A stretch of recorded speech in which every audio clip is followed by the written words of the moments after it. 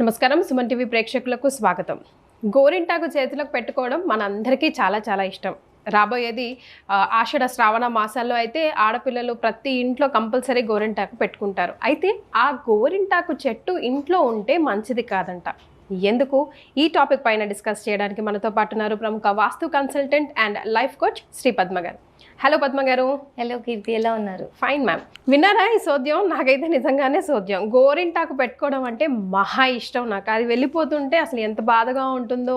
And more over skin diseases వచ్చినట్టు అనిపిస్తుంది వెళ్ళిపోయే ముందు. కానీ అలాంటి గోరింటాకు చెట్టు ఇంట్లో ఉండకూడదట, అరిష్టమట. ఎందుకు? అరిష్టము అని మనము అంత పెద్ద పదం వాడకపోయినా అది వాస్తవమే. ఎందుకంటే గోరింటాకు అనేటువంటిది చాలా శుభప్రదము. అన్ని కులమత భేదాలు లేకుండా ఈ రోజుల్లో అందరూ పెట్టుకుంటున్నారు. అది చాలా శుభప్రదంగా అందరూ భావిస్తున్నారు. రెండోది, ఆడపిల్లలకి గోరింటాకు అనేటువంటిది చాలా ఇష్టం. అసలు గోరింటాకు ఇష్టపడిన ఆడపిల్లలు అంటూ ఈ రోజుల్లో చాలా తక్కువ ఉంటారు. ఇంత మోడర్న్ ప్రపంచంలో ఎంత ఎర్రగా పండితే అంత ఎర్రటి మంచి మొగుడు వస్తాడు అనేటువంటిది కూడా ఉంది. గోరింటాకు మీద ఎన్నో రకాల కథనాలు కూడా ఉన్నాయి. అయితే ఈ చెట్టు మరి ఇంట్లో అంటే ఆ గోరింటాకు ఇచ్చేటువంటి చెట్టు ఇంట్లో ఉండకూడదు అనేటువంటిది నిజమే. అది ఓకే. ఎందుకు అనంటే గోరింటాకు పౌడర్ గానో లేదంటే దాన్ని నూరో మన చేతికి పెట్టుకున్నప్పుడు మనకి ఒక విధంగా చెప్పాలంటే మన మీదకి వచ్చేటువంటి లేదా మనకి తగిలేటువంటి నెగిటివ్ ఎనర్జీని అది బౌన్స్ చేస్తుంది, బయటకి వదిలేస్తుంది, రిపల్ చేస్తుంది. మెయిన్గా గోరింటాకు పెట్టుకోవటానికి కారణాలు ఏంటి అని అడిగితే, కొంతమంది ఒంట్లో వేడి లాగేస్తుందని. ఇప్పుడు గోరింటాకు ఎర్రగా పండితే మంచి మొగుడు వస్తాడు అని అంటారు. ఒంట్లో వేడి ఉంటే ఎర్రగానే పండగ ఏం చేస్తుంది మరి? కాకపోతే అది సైంటిఫికల్ రీజన్. సరే, పెద్దవాళ్ళు దాన్ని ఒక మంచి చాలా చక్కటి మాటతో, అంటే నీకు గోరింటాకు పెట్టుకోమ్మా నీకు మంచి మొగుడు వస్తారని చాలా మంచి మాటతో దాన్ని అన్వయించారు. బాగుంది, వినటానికి అంత బాగానే ఉంది. యాక్చువల్గా రీజన్ ఏంటి అని అంటే, ఓకే ఒంట్లో వేడి లాగేస్తుంది, కానీ ఎప్పుడు గోరింటాకు కనుక పెట్టుకున్నప్పుడు, ముఖ్యంగా శుభకార్యాలప్పుడు అందరి దృష్టి మన మీదే ఉంటుంది. అందరూ రకరకాల మంది మన చుట్టూరా ఉంటారు. సో రకరకాల సిచ్యువేషన్స్ నుంచి మనము వెళ్తూ ఉంటాం. ఎప్పుడైతే గోరింటాకు పెడతామో ఒక నెగిటివ్ ఎనర్జీ కానీ నెగిటివ్ పవర్ కానీ అది తిప్పికొట్టేస్తుంది అనమాట, మన దగ్గరికి రానివ్వదు. ఓకే. సో అందుకు గోరింటాకు మెయిన్గా పెట్టండి అని అంటారు. అయితే ఈ చెట్టు ఏదైతే అంటే ఈ ఆకులు ఇచ్చేటువంటి చెట్టు మన ప్రాంగణంలో, మన గార్డెన్లో ఎప్పుడైతే ఉంటుందో అదేం చేస్తుంది, ఆ చెట్టు ఈవిల్ స్పిరిట్స్ని దగ్గరికి తీసుకుంటుంది, నెగిటివ్ ఎనర్జీస్ని దగ్గరికి తీసుకుంటుంది. ఓకే. ఇప్పుడు చింత చెట్టు ఇంట్లో పెట్టకండి అంటారు. అవును. ఎందుకు? దాంట్లో నెగిటివ్ ఎనర్జీ, మనకి నెగిటివ్ ఎనర్జీ చెట్లు అనగానే దయ్యాలు భూతాలు గుర్తుకొచ్చేస్తాయి, అంతే కదా. కాకపోతే అపార్ట్ ఫ్రమ్ దాట్ నెగిటివిటీని లాక్కునేటువంటి శక్తి వాటిల్లో ఎక్కువ ఉంటుంది. ఇప్పుడు మనము ఉప్పు తీస్తాము అని అంటే, లేదంటే ఈ మధ్య కాలంలో చాలా చోట్ల చూస్తున్నాం కళ్ళుప్పు, రాక్ సాల్ట్ ని మీరు ఎంట్రన్స్ లో పెట్టండి అని అంటున్నారు. ఎందుకు? ఉప్పు నెగిటివిటీని అబ్జర్వ్ చేసుకునే శక్తి ఎక్కువ ఉంటుంది. సో ఈ ఆకులు కూడా నెగిటివిటీని చెట్టుకు ఉన్నప్పుడు నెగిటివిటీని అబ్జర్వ్ చేసుకుంటూ ఉంటుంది.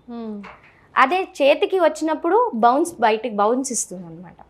సో ఈ గోరింటాకు చెట్టు ఎప్పుడైతే అక్కడ ఉంటుంది, ఇప్పుడు కళ్ళుప్పుని తీసేసి మీరు ఎక్కడైనా ఫ్లష్ చేసేసారు, అయిపోయింది. ఓకే. కానీ ఇప్పుడు మీరు చెట్టును ఏం చేస్తారు? ఓకే, చెట్టునైతే మీరు రూట్ నుంచి తీసారంటే అయిపోయింది దాని పని. కాబట్టి ఇక్కడ ఎందుకు పెట్టుకోవద్దు? తులసి చెట్టుకి పెట్టుకోవాలి కదా. దీనికి ఏంటి? దానికి ఆపాదిస్తున్నారే తప్ప దానికి ఏం పెద్ద సంబంధం ఏం లేదు. తులసి చెట్టు మెడిసినల్ ప్రాపర్టీస్ ఉన్న ప్లాంట్, ఇది మెడిసినల్ ప్రాపర్టీస్ ఉన్న ప్లాంట్.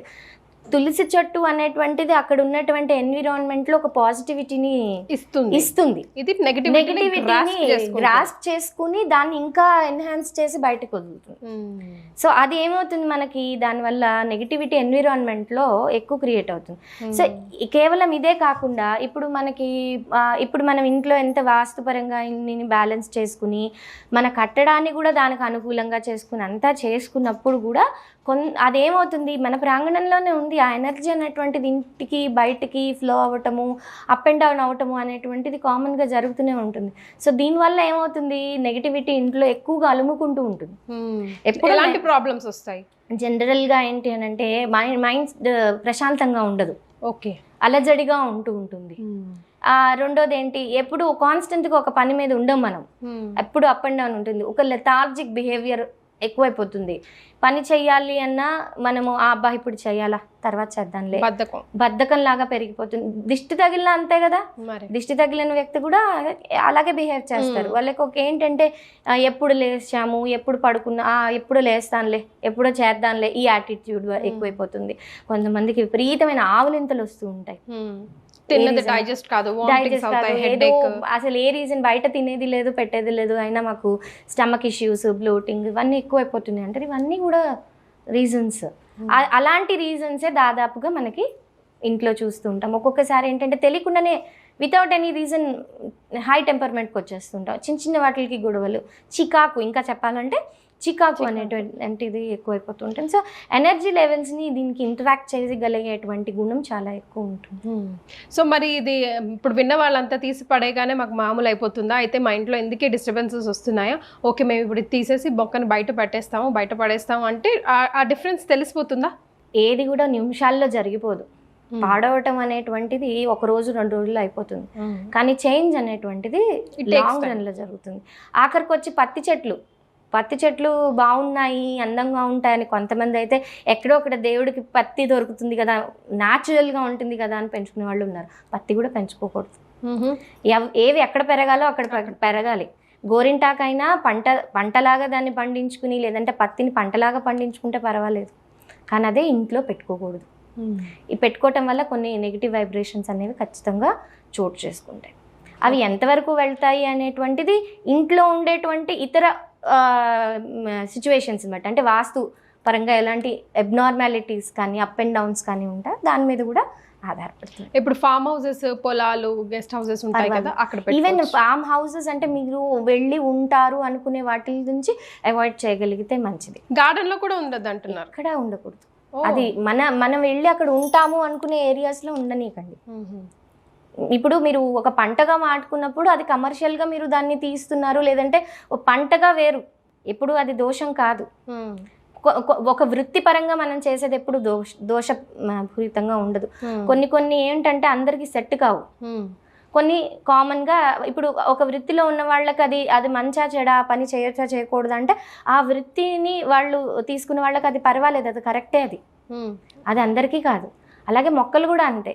ఆ మొక్క మనం ఇక్కడ పెట్టుకోవద్దు అన్నాము అని అంటే మరి పంటల్లో పెరిగేది మంచిది కాదా అని మూర్ఖంగా వాదించే వాళ్ళు కూడా ఉంటారు. పంట వేరు, ఇల్లు వేరు, మనం ఉండేటువంటి పరిసరాలు వేరు, చాలా వ్యత్యాసం ఉంటుంది దీనికి దానికి. అలాగే ఎప్పుడు మనము ఒక విషయాన్ని మనం తీసుకునేటప్పుడు అది నాకు ఎంత చెడు చేస్తుంది, ఈ మొక్క నేను పెట్టుకుంటున్నాను, లేదంటే ఇంట్లో ఒక ఐటమ్ని నేను తెచ్చి పెట్టుకున్నాను, దీనివల్ల వైబ్రేషన్ లెవెల్స్ ఏ విధంగా ఉంటాయి, ఇవన్నీ కొంచెం ఆచితూచి మనం అడుగు వేయటం అనేటువంటిది చాలా మంచిది. అయితే పద్మ గారు, ఆ ఇంటి పరిసరాల్లో ఉన్న వ్యక్తులకి అది ఆపాదిస్తుందా ఆ నెగిటివ్ పవర్ అనేది, లేదా ఆ ఇంటి ఓనర్కి ఆపాదిస్తుంది? ఇప్పుడు వాస్తవంగా చూసినట్లయితే అంత పరిసరాలు అని చెప్పుకోదగినంత పెద్ద పెద్ద ఏరియాస్ ఎక్కడ ఉండట్లా. ఉన్నదే ఒక 4 ఎంత పెద్ద ఇళ్ళైనా 400 నుంచి 1000 గజాల స్థలం ఉంటుంది. సో దానికి మళ్ళీ ఒక కాంపౌండ్ వాల్ ఉంటుంది, కాబట్టి అది అంతవరకే కన్ఫైన్ అయి ఉంటుంది. పక్క వాళ్ళు దాని వల్ల ఎఫెక్ట్ అవటం అనేటువంటిది చాలా రేర్. ఆ ఇంటి ఓనర్ ఉంటుందా? ఆ ఇంట్లో ఉండే వాళ్ళందరికీ ఎఫెక్ట్ వస్తుంది. ఆ ఇంట్లో ఉండేవాళ్ళు ఎప్పుడు వాళ్ళకి ఎఫెక్ట్ వస్తుంది, ఓనర్కి సంబంధం లేదు. అక్కడ మీరు లేరు అంటే అది మీరు ఓనరా టెనెంటాతో సంబంధం లేదు. ఆ నెగిటివ్ ఎనర్జీకి మీరు ఎక్స్పోజ్ అయ్యారు అంటే ఆ ఎక్స్పోజ్ అయిన వాళ్ళకి ఎఫెక్ట్ అనేటువంటిది వస్తుంది. అలాగే పత్తి పంటలు ఇవన్నీ వేసిన స్థలాల్లో ఇల్లు కట్టకండి అంటారు. ఎందుకు అంటారు? నేను ఇందాక అదే చెప్పాను, ఏది ఎక్కడ ఉండాలో అక్కడ ఉండాలి, పంటని పండగా తీసుకోవాలి, ఇల్లుని ఇల్లుగా పరిగణించాలి. Right. So to wind up the whole topic ఏం చెప్తారు? ఇది చాలా చిన్న విషయం. అంటే ఇప్పుడు మొక్క పెట్టుకోవటం వల్ల మనకి నెగిటివ్ వైబ్రేషన్ ఎందుకు వస్తుంది అని మూర్ఖంగా వాదించే వాళ్ళు ఉన్నారు. మొక్క పెట్టుకోవటం వల్ల నెగిటివ్ వైబ్రేషన్ రాదు. ఎంత మెడిసినల్ ప్లాంట్ అయినా దాని నుంచి ఒక నెగిటివిటీ, ఒక పాజిటివిటీ అనేటువంటిది ఉంటుంది. కొన్ని ఆక్సిజన్ ఇచ్చే ప్లాంట్స్ ఉంటాయి, ఎక్కువగా మనకి ఆక్సిజన్ అనేటువంటిది వస్తుంది. లైక్ పీస్ లిల్లీ ఇవన్నీ ఇంట్లో పెట్టుకుంటే మంచిది అని అనడానికి రీజన్స్ అదే. కొన్నిటి నుంచి కార్బన్ డైఆక్సైడ్ అనేటువంటిది ఎక్కువ వస్తుంది. అది నేను మీకు ఉదాహరణకు మాత్రమే చెప్తున్నాను. అలాగే ఏంటంటే ఒక్కొక్క మొక్క నుంచి ఒక్కొక్క మెడిసినల్ వైజ్గా సైంటిఫికల్గా కొన్ని పాయిజనస్ ప్లాంట్స్ ఉంటాయి, అవి మనం పెట్టుకోకూడదు అంటాం. అంటే మరి మొక్కే కదా ఇంట్లో పెట్టుకుంటే ఏమవుతుందని మూర్ఖంగా వాదిస్తే దాంట్లో నుంచి వచ్చే నెగిటివ్, అది నెగిటివిటీ, పాయిజన్ అనేది నెగిటివిటీ. Negativity so exact. ఈ నెగిటివిటీ అంటే ఏదో దయ్యమో భూతమో ఏదో సూపర్ న్యాచురల్ పవర్ అని అనుకోకర్లేదు. సైంటిఫికల్గా ఒక మెడిసిన్ పరంగా అది మంచిదా కాదా అనేటువంటిది కూడా మనకి ఇక్కడ అప్లికబుల్ అవుతుంది. Correct. All right, thank you so much అండి.